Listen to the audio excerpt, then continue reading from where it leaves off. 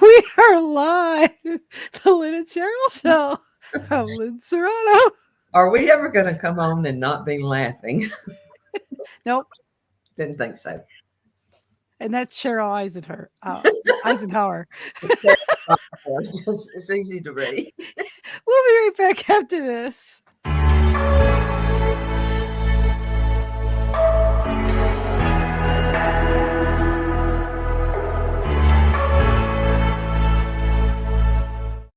Welcome back. We are the Lynn and Sheryl Show.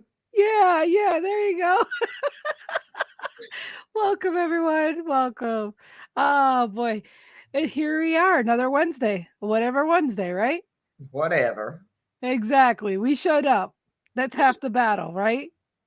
That's about 3/4 of the battle today. But whatever. That's right. Right. So the topic there, Cheryl, I'm going to ask you a little bit about that topic. It's not rocket scientist. I was told that a lot when I was growing up. When you looked at somebody, my parents, and they would say, "It's not rocket scientist. Just do it." And it was really funny. Right before I called you, I had a lady on the interview, and something came up, and she said, "My dad told me it wasn't rocket scientist." And it was like, okay, this is where we're going with this today. But it's not. Is people they get this bubble when somebody asks them to do something? It's like, I can't do that. I can't do that. And it's not rocket scientist. If it was, all you'd have to go to do would be go to school and learn rocket science. Yeah. But my screensaver says I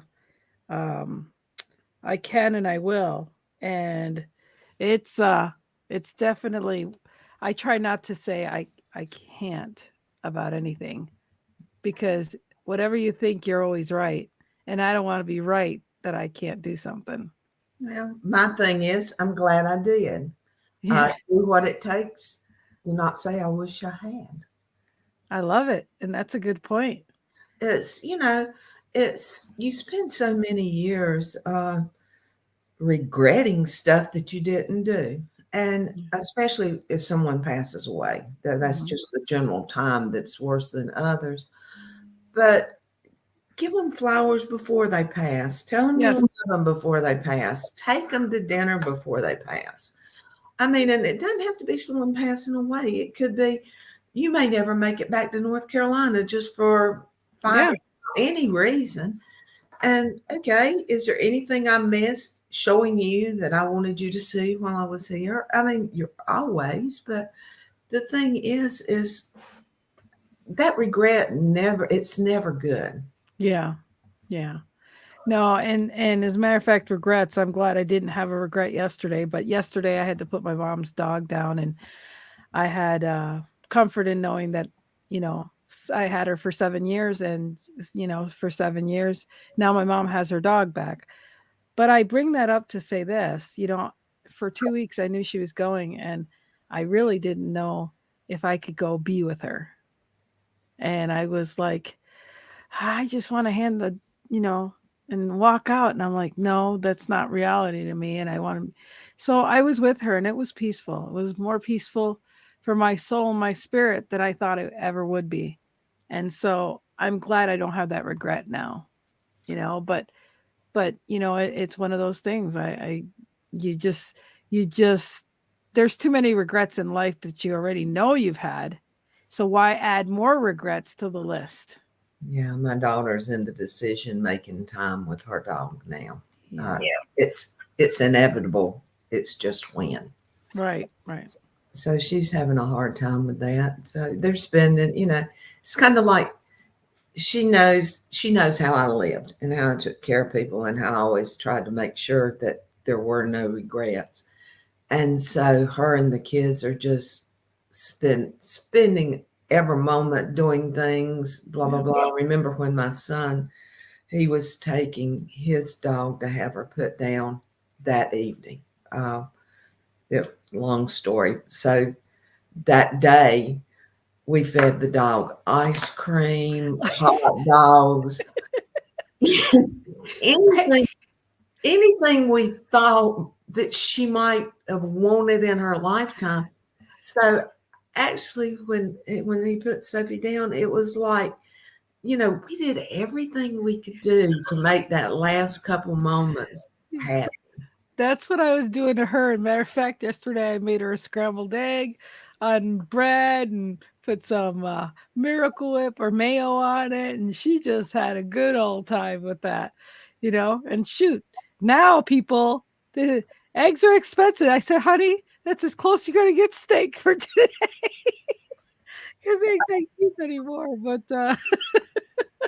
But she enjoyed it. But yeah, you And do. then when Jerry's dad was in hospice, everybody's trying to be so careful and whatever. And he wanted, I don't even remember what it was. I was kind of bumfuzzled at that time, but he wanted something. They said, well, you can't have that. I said, why can't he? Why can he not have it? Well, it's not good for him. I said, What the hell you think? so, it's things like that. And same thing with other people. It's like, that's one reason we were talking about donuts right before we came on. In fact, that's why we're dying laughing. I mean, that's not rocket scientists either. Don't eat them. But I'm not going to my grave sitting there with a donut there that I wanted and not at least eat one. And yeah, that's why I'm such a nice slim person. And I want that too much. Well, I know what to do and I won't do things. I mean, if I were a diabetic or something like that, I wouldn't. I keep good sights on my heart and on my sugar counts and stuff. But every now and then it's like, screw it. Uh, this is going to kill me. I'm probably due to die anyway. Something's going to kill us. I mean, even the healthiest people, they can't, inevitably, they can't prevent that from happening. Why did he die? He was healthy as an ox. Well, I guess it's just his time was up. I And we mean, we lost a friend, and I regret not seeing him more than I did, because he was a good acquaintance. I mean, you wouldn't put him in the bestie friend thing, but a very good acquaintance, a work associate of Jerry's, and he very healthy gentleman. He was I'm going to say early 60s, and he worked out every day. He walked X number of miles and all kind of stuff. And actually, he had just got back from the gym and went to take a shower, and that's where they found him. yeah, yeah. So You you never just never know. You know. never know. So that's why I said, that don't have, like they say, the graveyard has many people that have so many regrets and things they didn't do, and you still have a chance not to have the regrets. Well, I have regrets. Again, I have them about things, and people are still living. You know, Right. but you try to mend them and go on, and that's the best you can do. Yeah. So, but anyway, let's get back to rocket science. Yeah. Wonder why people just don't try things, especially when they're not rocket science. Well, I think it's you have parents that are like, come on, you can do it. And you can't settle for a B, you got to be an A. And I think we do an injustice with our kids when they're growing up that, failure is not an option when they're little. I think that people get that thing of, being competitive, but not wanting to be a failure. So I think sometimes people don't try things new because what if I'm not good at it? And that's not a mindset you should have. Just say, hey, try it, see what you think about it, and you'll know. Don't assume that you know. I mean, just try something. It's not going to hurt you to try something once, And and then for that's where I've enjoyed teaching disc, because I'm totally opposite from you on that. Mine and your disc are like we on different sides of the world. But the thing is, failure is, it's not an option for me. no. Not doing it Oh, 100%. now girl, I can't. You got that turned wrong. You asked me why, and I was just assuming to say Yeah, that. you But know, I'm like you. There was a lot of things growing up. Now I'm older. Now I'm willing to say screw it and try it. But no, I don't like failing at things, so I wouldn't try it. And I know I brought that down to my one daughter. But no, you're right, and that's not a good way to be. But go ahead. I just my thing is I don't think you ever fail. Not totally. I think you just don't do it good enough for yourself. Well, And and that's not a failure. That's just not completing. well, like Tiger Wood and Michael Jordan, they practiced and practiced and practiced to be the best. But they didn't So, start out like that. So no, that's what I mean. They didn't start out, good. And so again, it's the how many times did you need to practice, you know, in order to get better. So you stopped before you could form a habit or get better. You just didn't feel like you wanted to waste your time to get better at something. and you hit on it right there. If you don't donate the time, you're not going to get there. And that's basically in anything. Is Mhm. I mean, we were not born rocket scientists, needless to say. Proper 5 Ps. prop proper practice prevents poor performance. 5 Ps. All right. Thank you, Bob. And it is. I mean, the bad part is too many people give up. They don't fail, they give up before they work at it enough. But Hey, I want to congratulate Bob. He's now in the grandparent club too. So it's cute to beautiful, a do. beautiful Gabriella. So that's pretty. And he calls her, I think, his little bean. So it's really sweet. Just need to say that. Precious. Yes. But yeah, the thing about it in life, life's what it is. Make it the most you can be. Oh, you're welcome, Bob. Uh, make it the best you can be. Try what you can try. If you don't want to try it, don't try. But Yeah. don't say you failed at it. Yeah. And don't judge what you don't know or you've never tried either. And I think that's I used to have a friend that I'd say, "You want to go do bingo?" "Oh, that's for old people." "Oh, you want to listen to country music?" "I wouldn't do that." And years down the road, she loved bingo and she listened to country music. You got I'm old. just Yeah, it got old. So I'm just saying that be careful what you mock, and be careful what you say you don't want to try because someday you'll may have to try it. But I it think isn't rockets. all ate our words. What's that? We have all ate our. Yes. Yes, we have. And that's the thing. I mean, I don't know how old the cap is for, what's it going to take to realize how many times you said you weren't going to do something that you ended up doing. A And lot. yeah, and so that's the part. So it's not rocket science to say that, it's just like I've always said to some of my friends. Some of my friends were in the medical field, and it doesn't matter whether you go in the medical field or not out of high school. We all don't leave here without being have medical knowledge Mhm. because of one of your loved ones or because of your own health or a friend or whatever. And so again, it's one of those things. There's certain things in life that we all get subjected to. Death and taxes are definitely up there too. My test today, Texas is definitely. So it's not rocket science. Is really a real coin phrase to say, hey, it's no big deal to try. It's no big deal to a lot of things that people fear or just don't do, once they do it, they're like, shit, this wasn't bad, or I kind of like it. I think it opens your mind up to try something new.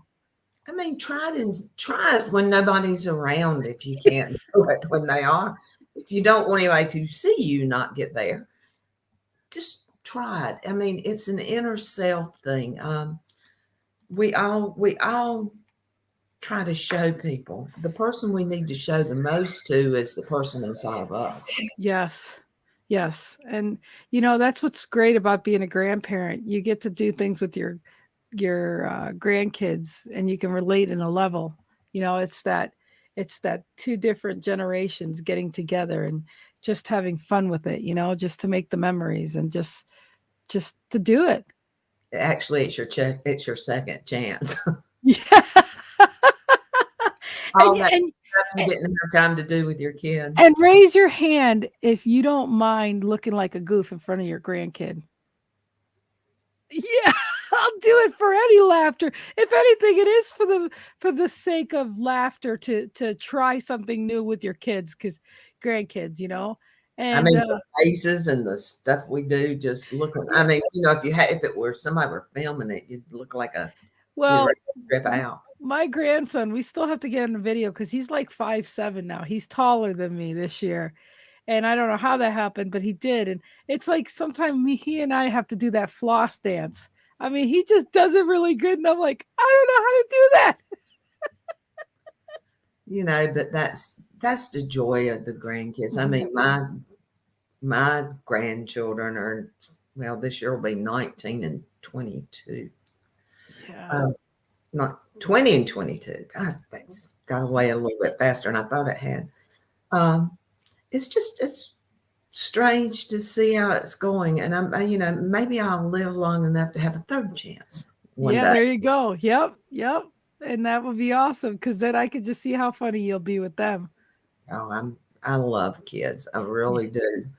Um, I love to see them come. I'm getting old enough. I love to see them go so I can go to bed. But Yeah. other than that, I'm like Bob. I mean, you don't want to lay them down. And Yeah. um, I had to convince my daughter that it's okay to hold a kid 24/7. Oh, yeah. It is cool to break the rules and and and jab your kids for, well, you were a little pain in the ass when you were little, but oh, my grandkid, they're an angel. God, I remember the day my Lori came up to me and she called me an improper name for a mother. Okay, she said I could I could just kill you. I said, what for that statement you made? One day you're going to have one just like you. She said you jinxed it. So, but anyway, she does. She has one just like her. Yeah. Well, like I said, I think it's funny when weddings and when somebody's pregnant, new mom, it's like people don't tell them what they're really in for. They really it's like such a uh just the, "Ooh, you'll get what you threw out there." That's definitely you reap what you sow. Well, My oldest Lori used to be really bad. You've got long hair, but she would take her. She would flip that hair and whatever. Just her daughter Lydia, my granddaughter, was just had no hair, bless the child. But just about the time she could learn to mock, I taught her to go, "Mommy." My daughter hated me for, I think, for a long. Every time she'd do something, I'd say, "Say, mommy," and she'd go, "Mommy." Yeah, my middle daughter, who's going to be 30 tomorrow, and will be 30 months pregnant. She's going to have a little boy, and it's funny because she used to say to me every now and then when I discipline her, she goes, "You're mean." And so every now and then I go, "You're mean." She goes, "Mom, don't teach that to her." I'm like, "Oh, I'm going to teach her." It's called payback. Yeah, it is. It is. See, it's no rocket science for us to be here and embarrass our grandchildren and our kids. I mean, what the heck? You earn it. You earn to get, this age and the blessings to just get your kids back with having grandkids. I mean, it doesn't, Lori. She's never mad, but it's just that minute of why? Mhm. Why Yeah, did you do this? well, and for those of you that aren't grandparents yet, I mean, you love your kids, but then the love you have for your grandkids, It's there's different. no comparison. You're like, "Thank you, God, for giving me a little payback to." Grandkids are trainable. Okay. Yeah. Oh, I know. I always have my granddaughters and grandsons say Mimi's boy or Mimi's girl. I instill that since they're little. You can't do no wrong. Enjoy your kids, enjoy your grandkids, enjoy your parents, Yep. enjoy your friends. Just enjoy life in general, Mm-hmm. which is not rocket scientist. No. You just do it. Get up and enjoy. Yeah, and that's the fun thing about what we talked about today. None of this is rocket science, but we just make it harder on ourselves not to accept the inevitable.